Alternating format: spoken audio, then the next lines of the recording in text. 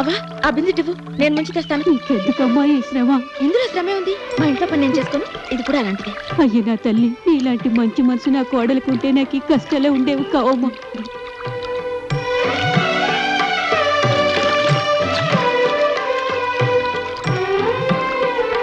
పదవ్వా, మీ ఇంటి దగ్గర దించుతాను.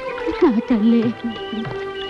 అన్నపూర్ణమ్మ, ఊళ్ళో ఆడపిల్లలందరినీ కాదని నీ కొడుకు ఎక్కడి నుంచో పెళ్ళాన్ని ఏరుకోరు తెచ్చుకున్నప్పుడు ఆ పిల్ల గొప్పతనం ఏంటా అని మేమందరం తెగ అసూయపడ్డాం, కుళ్ళుకు చచ్చాం. కానీ నీ కోడలి గుణం పద్ధతి చూశాక బాలరాజుకు తనే తగ్గ పెళ్ళామని నిర్ణయించుకున్నాం. సాక్షాత్తు ఆ లక్ష్మీదేవిని నీ కోడలుగా తెచ్చుకున్నావమ్మా.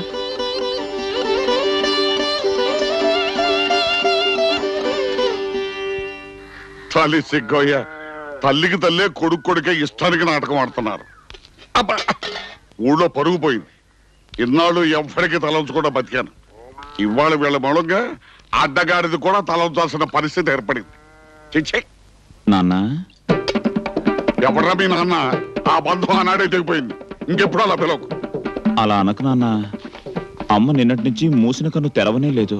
ఆహా, అన్నం కూడా తినడం లేదు. ఏమీ బాధపడక్కర్లేదు. వారం రోజులు బస్తుంటే నడుం పక్క టైర్లు, ఒంటికి పట్టిన కొవ్వు మొత్తం కరిగిపోతుంది. నువ్వు అలా తిడతావు గాని అసలు అమ్మ ఏముందో తెలుసా? అసలు ఆయన మనిషి అంటరా, పైన నెరిసే కొద్దీ చేతస్థం ఎక్కువ అవుతుంది. ప్రతిదాన్ని భూతద్దంలో చూసి తన పరువు ఏదో జారిపోతున్నట్టు తెగ గింజుకుంటున్నారు. 4 రోజులు చప్పుడు మెతుకులు తిని ఆ నల్లులో కుక్కి మంచంలో పడి ఉంటే పొగరంతా దిగిపోయి తనే పూర్ణ అంటే వస్తారు. అసలు ఆ ఇంట్లో అడుగు బిడ్డ కంటే చెయ్యి కాల్చుకు తింటే హాయిగా ఉందరా. ఉప్పు లేదు దాని పప్పు, మాడు కప్పు కొట్టే దాని వేపుళ్ళు, పచ్చి పచ్చిగా ఉండే దాని పచ్చళ్ళు తిని తిని నోరు చౌ చచ్చిపోయింది అనుకో. పొగలేరులే పెద్ద. నా చేతి గారెలు కోడికూర గుర్తుంటే అసలు కొంపతులు పెట్టేందుకు పోతారా? అర్థం చేసుకోలేని మనిషి అంటే నాకు ఒళ్ళు మంట. అది కాదమ్మా, నువ్వు వచ్చి ఒక్కసారి నాన్నగారిని. ఒరేయ్, నేను డేరాళ్ళింటి ఆడపడుచుని, చావన్నా చస్తాను గాని బతిమాలను కాక బతిమాలను. ఆయన ఎలా అయినా నువ్వే తీసుకురావాలి బాబు అని నా చేతులు పట్టుకుని బోరు నేర్చింది నాన్న. ఏడ్చిందా? ఆహా, ఏడిస్తే దాని కళ్ళంటే నీళ్లు కూడా వస్తాయా?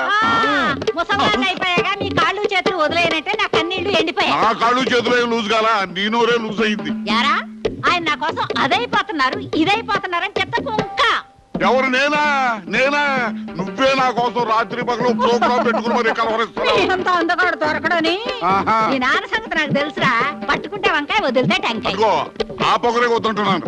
ఎరా, దీన్ని నన్ను కలపాలని దీని పొగరపోతు మాట్లాడి కప్పిపెట్టి నా దగ్గర అబద్ధాలు అంటావా? నేను పొగరపోద్దన్నా, ఆ పొగరేమన్నా వస్తే మీ వల్లే నాకు వచ్చి. నా వల్ల కాదే, అసలు మీ దేహాల వారి వచ్చా పొగరపోతుంది. మీ ధనేకుల వర్వంశం ఏంటంట? అదే మాట. ఆపండి, మీ ఇద్దరిని కలపాలని ఇలా చేశాను. ఇద్దరు శాశ్వతంగా విడిపోయేలా ఉన్నారే. విడిపోతే ఎప్పుడో సుఖపడేవంటరా. నేను కాబట్టి దీంతో ఇంటి కాపురం చేశాను. నాకంటే మీకు ఎవరు దొరుకుతారో? ఆహా, దొరికావులే మహా అందగత్తివి, మహా తెలివిగలదాని. అంత తెలివిగలదానం అయితే ఆ పిల్లని ఇంట్లో పెట్టుకున్నావు కదా, దానికి వీడికి శోభనం చేయాలని జ్ఞానముందో నీకు? అయ్యో నా మతి మండ. ఏమండి రండి, ఎప్పుడు ఏర్పాటు చేయని శోభనం? అది కూడా నేను చెప్పాలా? మంచి రోజు చూసి ఏర్పాటు చేయి. అమ్మా, నాకు శోభనమా? కాదురా, మాకు.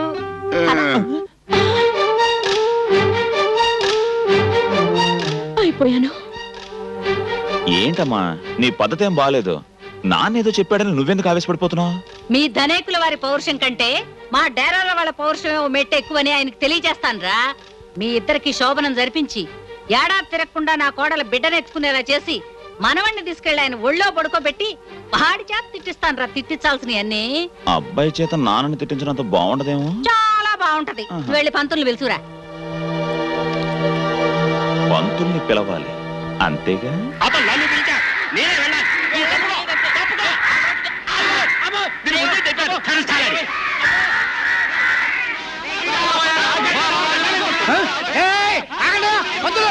కొట్టుకోకండి బాబు, మిమ్మల్ని పిలిచింది మేమయ్యా. అనవసరంగా కొట్టుకొని చావకండి. మీరు నాగలే బాబు, వీళ్ళని ఎందుకు పిలిపించావో చెప్పు బాబు. అనవసరంగా నా ప్రాణం తీస్తున్నారు. చూడండి పంతుళ్ళు, నే చెప్పేది జాగ్రత్తగా వినండి. ఈ రోజు నుంచి 10 రోజుల దాకా మీరెవ్వరూ ఊళ్ళో కనిపించకూడదు. ఏం చేస్తారో ఎక్కడికి వెళ్తారో నాకు తెలీదు. ఇవ్వండి, మనిషికి 500 ఇస్తున్నాను.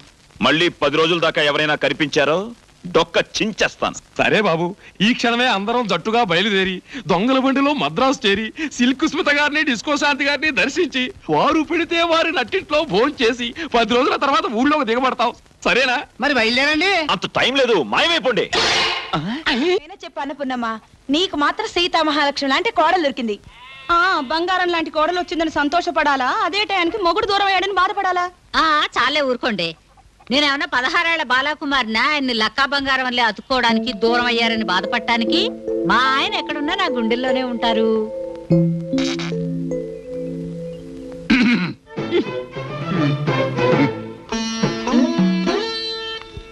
భూషయ్యన్నయ్య, వదిన గురించి నువ్వేదేదో చెప్తావు గాని నువ్వు తన గుండెలోనే ఉన్నావని ఎంత చక్కగా చెప్పిందో విన్నావా?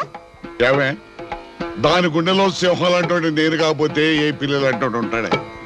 అసలే గాని కొడుకు కోడలు శోభనం సంగతి ఏం చేసిందో అడుగు సుభద్ర. ఆ మాత్రం మాకు తెలియదు పాపం. ఊళ్ళోని పంతులందరూ మంత్రం వేసినట్టు మాయమయ్యారని చెప్పవే సుభద్ర. ఊళ్ళో పంతులు లేకపోతే పంతులమ్మలు లేరేంటి? ఇంతకాలం పంతులతో కాపురం చేసిన పంతులమ్మలు శోభనానికి ఆ మాత్రం ముహూర్తం పెట్టారేంటి? అట్ట చూస్తావేంటి అడగవే సుభద్ర. అయ్యో నా స్వామి, ఎంత మంచి ఆలోచన చెప్పారు. ఇట్లాంటి ఆలోచనలు చెప్పినప్పుడే మీరంటే నాకు ఏమిటా మీద మీదకి వస్తున్నా? ఏమిటా మీసంలో ఇంటికి అవుతా? రాత్రిపూట ఒంటరిగా పడుకుంటాను కదా, గాలోదేమో పట్టుకుంటా తల కింద పెట్టుకుంటా. భూషయ్యన్నయ్య మీసోలో ఇంత విషయం ఉందా?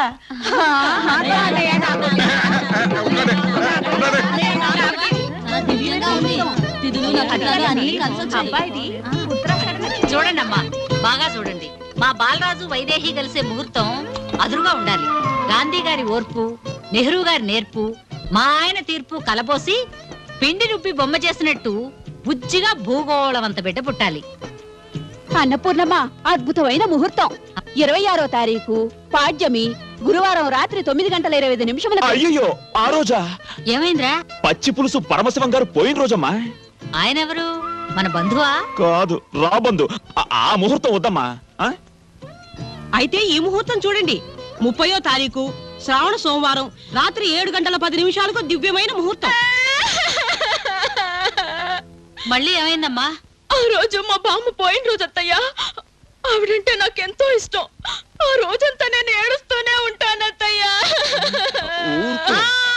ఆపు తల్లి ఆపు. నీ ఏడుపేమో గాని మీ శోభన ముహూర్తం పెట్టించలేక నాకేడుపు వస్తుంది. ఎక్కడన్నా కొత్తగా పెళ్ళైనాళ్ళు ఎప్పుడెప్పుడు గదిలోకి వెళ్దామా అని ఎదురు చూస్తారు. మీరేమో ఎప్పుడెప్పుడు శోభనం ఆపుదామా అని ఎదురు చూస్తున్నారు. అస్సలు నాకు అనుమానం మీ ఇద్దరికి నిజంగా పెళ్ళయిందా, లేకపోతే ఈ ముద్దు ముచ్చట్లన్నీ ముందే? అబ్బే, అలాంటిదే లేదమ్మా. అన్నపూర్ణమ్మా, ఈ ముహూర్తాన్ని ఎవరు ఏ వంక పెట్టి ఆపలేరు. ఈ నెల 28వ తారీఖు శనివారం. అడవి రాముడు, అగ్గి రాముడు, జస్టిస్ చౌదరి అయిన మన ఎన్టీ రామారావు గారి తల్లిదండ్రుల శోభన ముహూర్తం. మహర్జాతకుడు ఎన్టీ రామారావు గారి తల్లిదండ్రులకు పెట్టిన శోభన ముహూర్తమా? అయితే అదే ఖాయం చేయండి. ఆ తారక రాముడు అంతటి వాడు నాకు మనవడిగా పుట్టాలని ఆశీర్వదించండి అమ్మా.